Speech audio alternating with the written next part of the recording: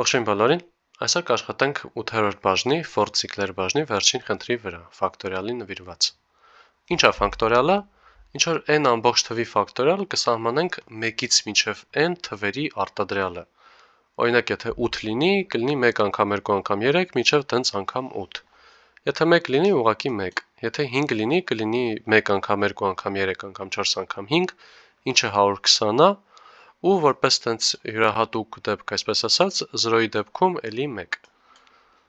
Ահա, դեք եկեք գնանք կոդը գրելու։ Նախ պետք է մուտքը կարդանք, n-ը հավասար է, ներողություն, n-ը հավասար է, քանի որ թիվ է գալիս, գրենք int input։ Հիմա մենք պետք է գնանք 1-ից մինչև n ու բոլոր թվերը հերթով իրար բազմապատկենք, չէ՞։ Գումարի ժամանակ ոնց է, ինչ որ բանի գումար էինք ուզում հաշվենք, կարող գրենք օրինակ գումարը հավասար է 0, ու հետո ցիկլը պատտվելով գնանք ու հերթով գումարը մեծացնենք ինչ որ մի հատ արժեքով։ Հիմա այստեղ պետք է անենք նույն պատմությունը ուղղակի արտադրյալի հետ։ Այսինքն մենք կարող ենք ունենանք այստեղ մի հատ sense product փոփոխական արտադրյալ բառից, ու սկզբում ոնց որ պետք է 1-ից բազմապատկելով գնանք 1, 2, 3 եւ այլն, ինքը սկզբում կլինի 1։ Ահա։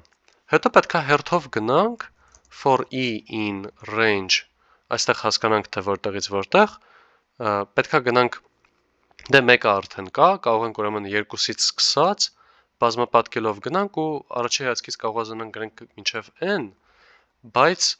ու օրինակ 5-ի համար, որ ինքը լինի 1 անգամ, 2 անգամ, 3 անգամ, 4 անգամ 5։ Բայց եթե հիշենք, այս range-ի մեջ այս երկրորդ արգումենտը ինքը ոչ ներառյալ է։ Այսինքն, եթե 5 լինի, իրականում այս թվերի վրայով ենք անցնելու մենք 2, 3, 4։ Դրա համար պետք է այստեղ ավելացնենք գումարած 1։ Հիմա այստեղ in հերթով ընդունում է 2-ից n արժեքները ու մեզ մնում է ուղղակի մեր product-ը բազմապատկել այդ e-ով։ Կարող ենք գրել product-ը ու կրճատ բանաձևից օգտվելով ներողություն, բազմապատկած հավասար է e։